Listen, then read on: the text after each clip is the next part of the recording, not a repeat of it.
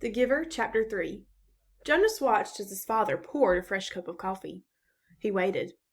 "You know," his father finally said, "every December was exciting to me when I was young, and it has been for you and Lily too, I'm sure. Each December brings such changes." Jonas nodded. He could remember the Decembers back to when he had become, well, probably 4. The earlier ones were lost to him, but he observed them every year, and he remembered Lily's earliest Decembers. He remembered when his family received Lily, the day she was named, the day she had become a one. The ceremony for the ones was always noisy and fun. Each December all the new children born in the previous year turned one at a time. There were always 50 in each year's group if none had been released. They had been brought to the stage by the nurturers who had cared for them since birth. Some were already walking, wobbly on their unsteady legs. Others were no more than a few days old, wrapped in blankets, held by their nurturers. "I enjoy the naming," Jonas said. His mother agreed, smiling. "The year we got Lily, we knew, of course, that we'd receive our female, because we'd made our application and been approved. But I'd been wondering and wondering what her name would be." "I could have sneaked a look at the list prior to the ceremony," Father confided. "The committee always makes the list in advance, and it's right there in the office at the nurturing center. As a matter of fact," he went on, "I feel a little guilty about this, but I did go in this afternoon and look to see if this year's naming list had been made yet. It was right there in the office, and I looked up number 36. That's the little guy I've been concerned about, because it occurred to me that it might enhance his nurturing if I could call him by a name. Just privately, of course, when no one else is around." "Did you find it?" Jonas asked. He was fascinated. It didn't seem a terribly important rule, but the fact that his father had broken a rule at all awed him. He glanced at his mother, the one responsible for adherence to the rules, and was relieved to see that she was smiling. His father nodded. "His name, if he makes it to the naming without being released, of course, is to be Gabriel. So I whisper that to him when I feed him every 4 hours and during exercise and playtime, if no one can hear me. I call him Gabe, actually," he said, and grinned. "Gabe," Jonas tried out. A good name, he decided. Though Jonas had only become a 5 the year that they acquired Lily and learned her name, he remembered the excitement, the conversations at home wondering about her, how she would look, who she would be, how she would fit into their established family unit. He remembered climbing the steps to the stage with his parents, his father by his side that year instead of with the nurturers, since it was the year that he would be given a new child of his own.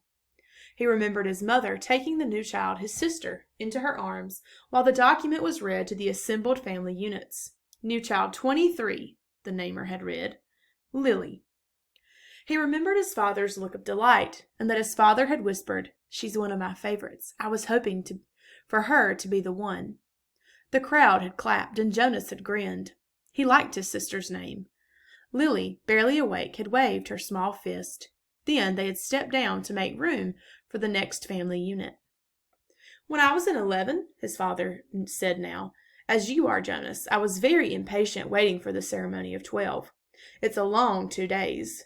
I remember that I enjoyed the ones, as I always do, but that I didn't pay much attention to the other ceremonies except for my sister's.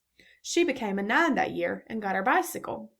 I'd been teaching her how to ride mine, even though technically I wasn't supposed to." Jonas laughed. It was one of the few rules that was not taken very seriously and was almost always broken. The children all received their bicycles at 9. They were not allowed to ride bicycles before then. But almost always the older brothers and sisters had secretly taught the younger ones. Jonas had been thinking already about teaching Lily.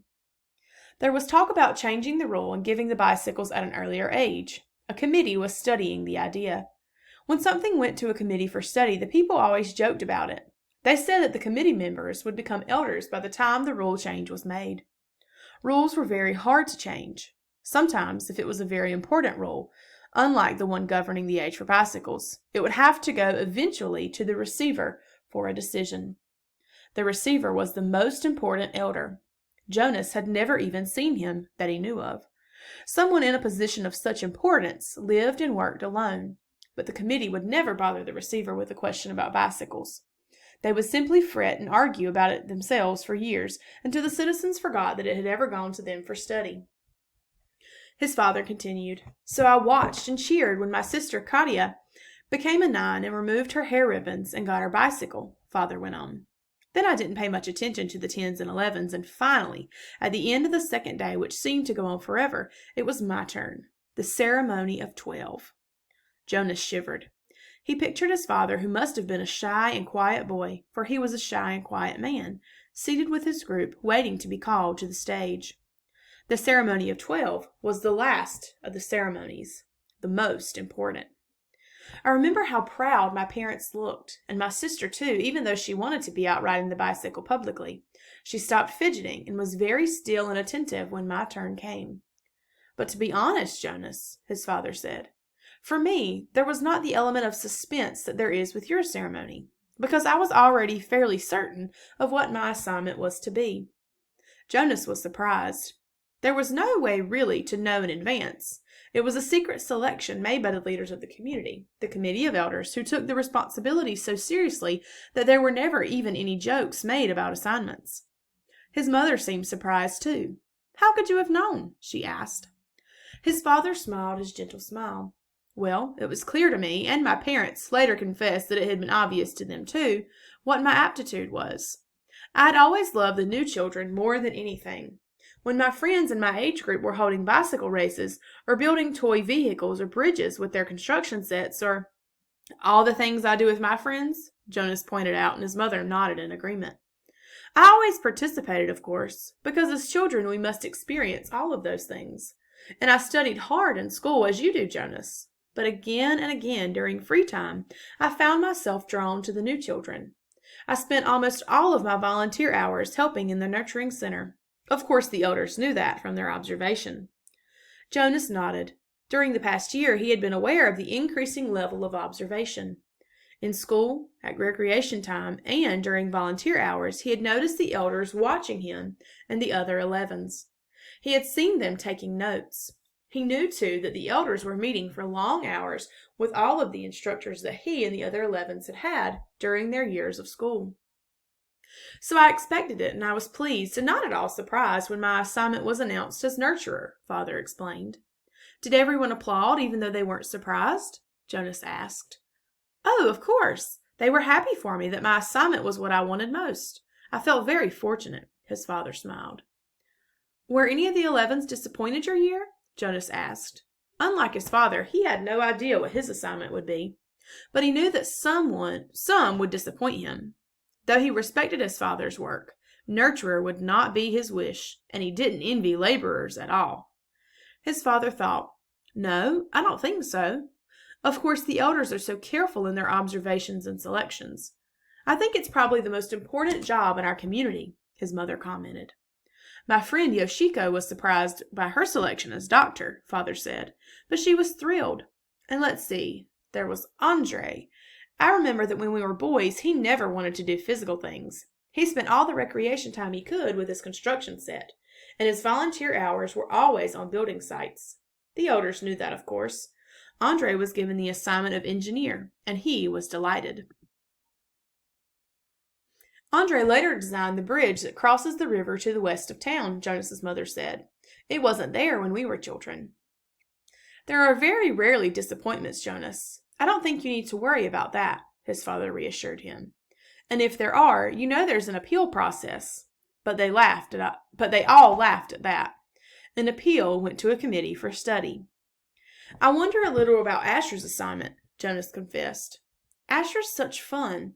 But he doesn't really have any serious interest. He makes a game out of everything. His father chuckled. You know, he said, I remember when Asher was a new child at the nurturing center before he was named. He never cried. He giggled and laughed at everything. All of us on the staff enjoyed nurturing Asher. The elders know Asher, his mother said. They'll find exactly the right assignment for him. I don't think you need to worry about him. But Jonas, let me warn you about something that may not have occurred to you. I know I didn't think about it until after my ceremony of 12. What's that? Well, it's the last of the ceremonies, as you know. After 12, age isn't important.